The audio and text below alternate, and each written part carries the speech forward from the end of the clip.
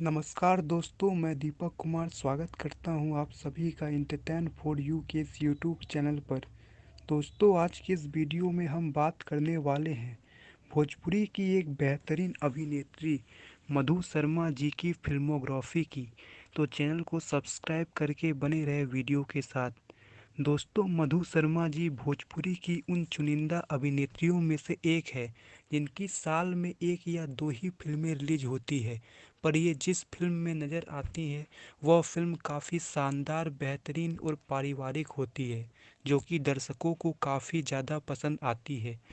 दोस्तों, मधु शर्मा जी राजस्थान से बिलोंग करती है और 2013 से भोजपुरी फिल्मों में काम करती आ रही है। इन्होंने भोजपुरी के mega star Ravi Kishan, jubilee star Nirahua, power star Pawan Singh और दबंग स्टार खेसारी लाल जी के साथ फिल्मों में काम किया है। तो चलिए बात करते हैं इनकी फिल्मोग्राफी की। इनकी जो पहली फिल्म थी उस फिल्म का नाम है एक दूजे के लिए। यह फिल्म रिलीज हुई थी 2013 में। इस फिल्म में इनके साथ नजर आए थे जुबली स्टार निरहुआ, साथ ही साथ पवन सिंह। फिल्म काफ़ी शानदार थी और इस फिल्म के जरिए भोजपुरी इंडस्ट्री में कुछ नया करने की कोशिश की गई थी। दर्शकों ने इस फिल्म को काफ़ी ज़्यादा पसंद किया और यह फिल्म बॉक्स ऑफिस पर सुपर हिट साबित हुई। इसके बाद इनकी जो दूसरी फिल्म रिलीज हुई उस फिल्म का नाम है छपरा की प्रेम कहानी। इस फिल्म में नजर आए थे भोजपुरी के मेगा स्टार रवि किशन। दर्शकों ने इस फिल्म को भी काफ़ी पसंद किया और यह फिल्म भी बॉक्स ऑफिस पर सुपर हिट साबित हुई। इसके बाद इनकी जो तीसरी फिल्म रिलीज हुई उस फिल्म का नाम है योद्धा। यह फिल्म रिलीज हुई थी 2014 में और इस फिल्म में नजर आए थे इनके साथ पावर स्टार पवन सिंह, साथ ही साथ विलन के रोल में नजर आए थे रवि किशन। दर्शकों ने इस फिल्म को भी काफ़ी ज़्यादा पसंद किया। फिल्म की लोकेशन, फिल्म के एक्शन सीन्स, फिल्म के गाने काफ़ी अच्छे फिल्माए गए थे और यह फिल्म भी बॉक्स ऑफिस पर सुपर हिट साबित हुई। इसके बाद इनकी जो चौथी फिल्म आई उस फिल्म का नाम है दुल्हे राजा। इस फिल्म में इनके साथ नजर आए थे जुबली स्टार निरहुआ और इस फिल्म को डायरेक्ट किया था असलम शेख जी ने और यह फिल्म भी बॉक्स ऑफिस पर सुपर हिट साबित हुई। यह फिल्म रिलीज हुई थी 2014 में। इसके बाद इनकी जो पांचवी फिल्म आई उस फिल्म का नाम है गुलामी। इस फिल्म में इनके साथ नजर आए थे जुबली स्टार निरहुआ, तीनू वर्मा जैसे बेहतरीन कलाकार। फिल्म को डायरेक्ट किया था तीनू वर्मा जी ने और यह फिल्म भी बॉक्स ऑफिस पर सुपर हिट साबित हुई।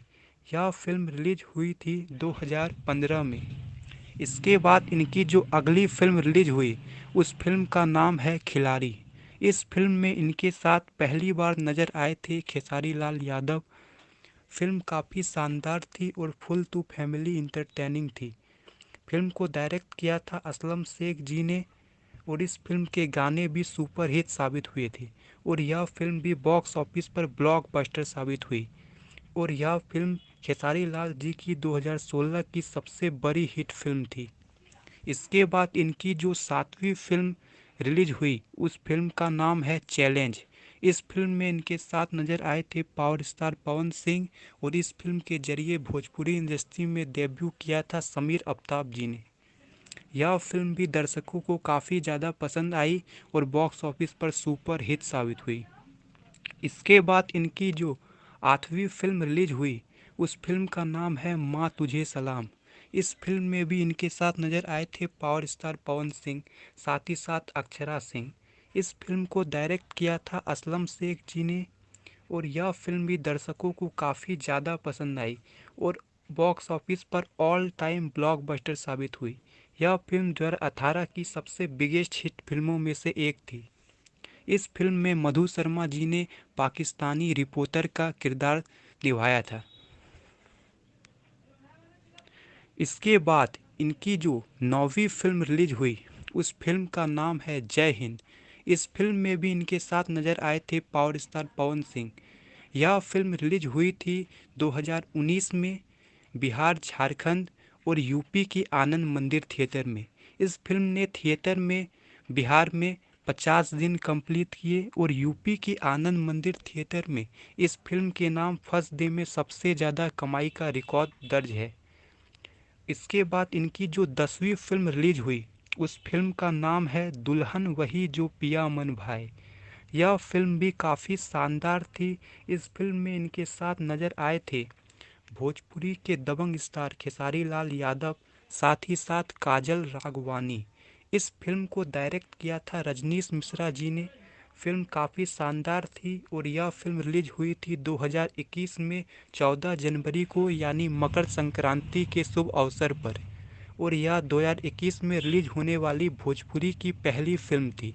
दर्शकों ने भी इस फिल्म को काफ़ी ज़्यादा पसंद किया और यह बॉक्स ऑफिस पर सुपर हिट साबित हुई। इतना ही नहीं, यह फिल्म 2021 की अब तक की सबसे ज़्यादा कमाई करने वाली फिल्म है। इस फिल्म में मधु शर्मा जी के किरदार को लोगों ने काफ़ी ज़्यादा पसंद किया। ये थी मधु शर्मा जी की फिल्मोग्राफी। अगर इनकी अपकमिंग फिल्म की बात करें तो वह है निरहुआ जी के साथ दुल्हा हिंदुस्तानी, पवन सिंह जी के साथ एक दूजे के लिए तू और खेसारी लाल जी के साथ परदेश। यह 3 फिल्म इनकी अपकमिंग है जो कि आपको 2022 तक देखने को मिलेगी।